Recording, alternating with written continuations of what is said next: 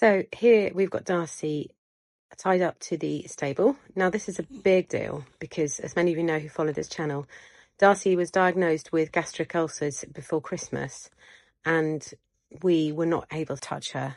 She was dangerous. She would be kicking and biting and clearly reacting out in pain. So as you can see here, I showed her the grooming brush. It's the first time that I've groomed her like this since the sort of middle of December. And now we're coming towards the end of February. So she's had a long time of not being touched, just to give her body time to relax. She is a 4-year-old pony. She'll be 5 in May.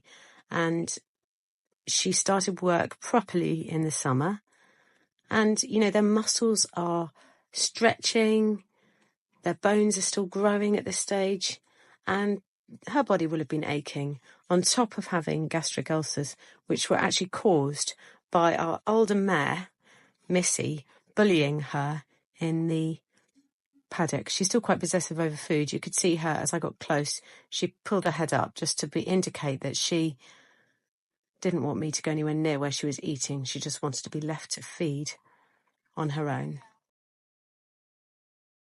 And then I pick up the hoof pick because at this point I'm thinking maybe I can get her leg up. This is the first time that I've done this. Wow. You can see she picks her hoof up, no kicking out. Prior to this, she would bring her bum around and try and nip me. But there was none of that. She was such a good girl. Look, and there's me saying, good girl, just giving her that praise. And that's the nerve-wracking bit because her leg would be out like a shot when I got that close to her when she was poorly. But she's not doing anything. She's just standing still, which is great. It's very distressing when you have a pony who changes character so quickly and so rapidly, especially a young pony, because you can put it down to them being a youngster before. It's hard to tell sometimes what is wrong. And certainly we had no real idea until in December when she stopped drinking. And that in a way was really helpful because it meant that we had a clear, definitive symptom that we could go on. Because prior to that, it was just looking back in hindsight and wondering, was anything out of sorts? So you can see she's really tolerating this well as I'm brushing her bum. Really great. I mean, you can see that bit down her, there's a muddy bit, isn't there, right down her leg. Still haven't got that off. But I got as far as I was happy with yesterday. And that was pretty good as these things go. That needs a shower. I think I'm going to have to get a hot shower on her when the weather gets warmer so she can dry off in the nice warm sun. So we're hoping, say, by the mid-March, we're going to be able to ride her again.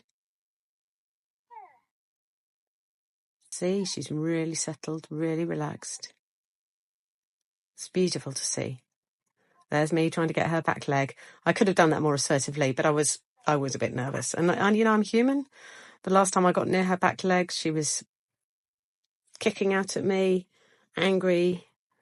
And so this was the first time I got down to her back leg and hoof picked out. And I'm doing this as a routine. I'm doing it because it's good to check her hooves. It's good to have your ponies checked. Whenever you ride them, whenever you spend time with them, check their hooves because that's where many, many problems originate in the hooves. And if you can stay on top of anything like that, stones that are lodged in the hoof that then might, you know, a crack in the hoof due to the soft weather.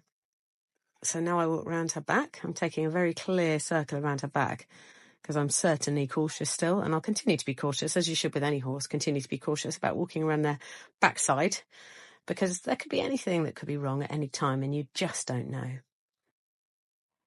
Now you can see me just at the back there brushing down her back leg and then I repeat the process going down her back and she just does really, really well. I'm absolutely delighted with her.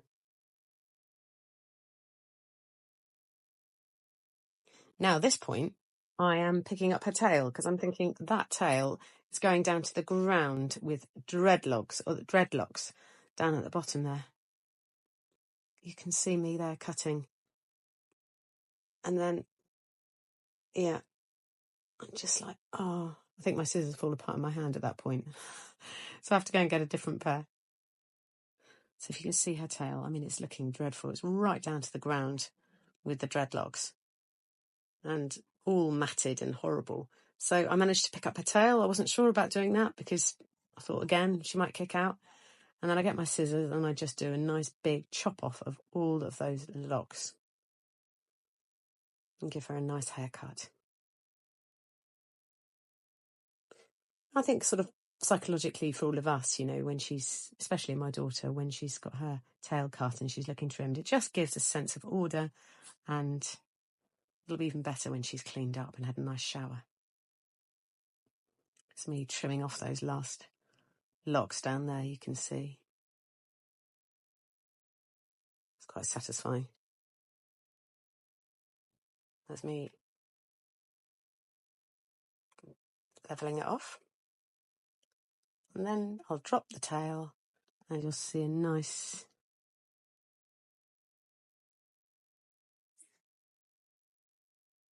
There we go. A nice chopped tail, looking slightly more respectable than she was. Then as she was so settled, I just thought I would go and get a saddle pad, because we haven't shown her one since she was poorly.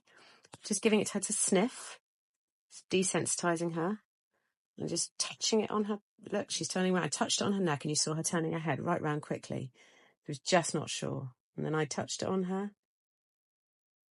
There we go. I'm just touching it against her, just saying to her, it's fine. There's nothing to worry about.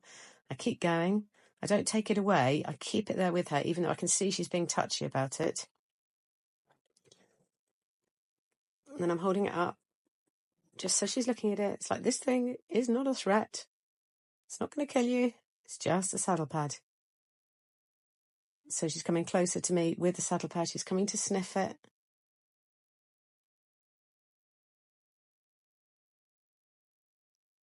Just to check, is this a risk to my safety or not? Because that's all ponies are interested in, all horses are interested in. Is this a thing that I might need to fly away from? Is it a threat? Is it a predator? Look, sniffing it and giving it, and I'm just getting... She's getting more relaxed with it all the time, you can see. Yep. Good. Really good. And you can see that I didn't at any point take it away and just give up. I just persevered because I want her to know, no, this is fine. This is absolutely fine. You might have been edgy at the start, but look, this is okay.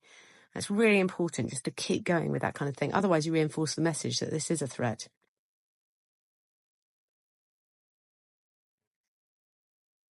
There we go. So the saddle pad on, just thinking about it, just letting her sniff me just to relax. Just a bit of a nibble then. She likes to do that just in case I've got any treats in my hand. And I don't do any more than that. I just leave the saddle pad on, give her time to acclimatise, adjust to it. It's all step by step, slowly but surely. Okay, and now I take the saddle pad off and I'm going to start scratching her down at the bottom of the withers, which is the muscle at the bottom of the neck. Scratching her there. Ponies love to be scratched there.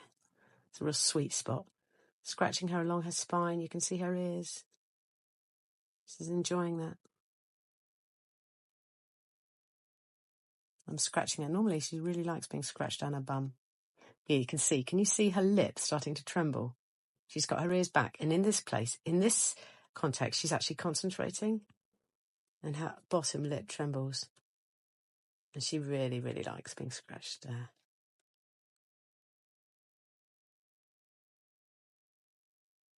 Yeah, she's doing that tremble with her lip. You can see. She's just concentrating. It's a bit disconcerting when your pony pulls a face and they put their ears back. But it isn't always a sign that something's wrong. It can often just be that sign that they're just relaxing. They're concentrating, they're focused. They're thinking about what's going on. And if you see that bottom lip trembling, she's really, really liking this. Yeah, she's very happy. Ears going forward again. It's a really great thing to do, just giving her a scratch in the bum. Happy pony.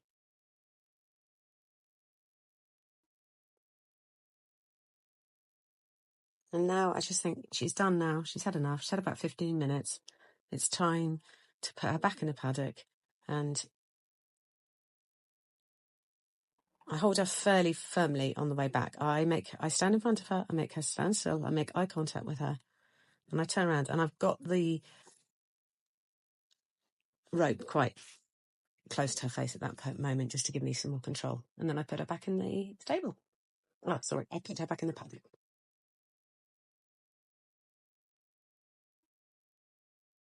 And make sure to like and subscribe.